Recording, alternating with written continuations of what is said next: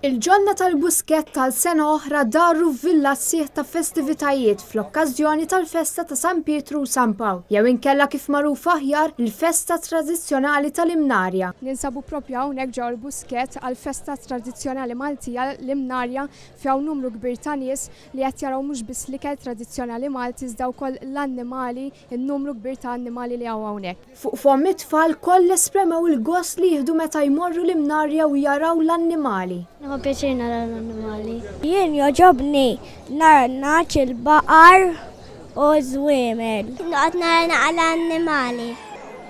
Il-bunnies. Jiena nieħu gost ħafna minħabba il-fnik hawnhekk vera jogħġbuni ħafna, vera ħelwin ħafna. Minħabba t-tiġiġ ukoll vera interessanti ħafna. Lana wkoll.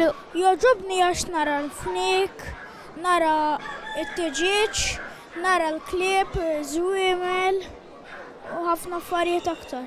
Żona mill-Buskett kienet dedikata għal mużika folkloristika, Lana, fejn in-nies preżentitaw is-suġġett li xtaqu li jiġi mkanta.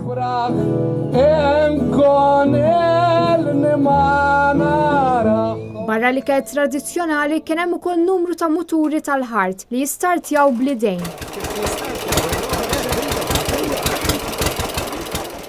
Organizzatur ta' koperattiva produttura ħalib, Vince Parnis għal-Manet News il-ħidma tagħhom biex jippreparaw lil baqar li ħadu għall-Imnarja. Fejn jitlu baqar ikun hemm ħidma kbira, illum bħalma jaf kulħadd hija l-festa tal-Imnarja, festa importanti għall-agrikoltura, u aħna bħala koperattiva assistejna fl-organizzazzjoni tal-wirja tal-bovini, kemm tal-ħalib, għal-ħalib frisk Malti u kemm taċ-ċanga wkoll. Għal-ħabta ta' nofsinhar, il-President ta' Malta Mary Louise Colero Preka ippremjat kategorija waħda minn numru ta' kategoriji li ġew premjati. L-Imnarja hija meqjusa bħala waħda mill-eqdem festi li jiġu ċelebrati fuq il-Gżejjer Maltin. Dan hekk kif din il-festa li tikkommemora lil San Pietru u San Pawl bdiet tiġi ċelebrata minn żmien il-Kavallieri ta' San Ġwan madwar l-1854.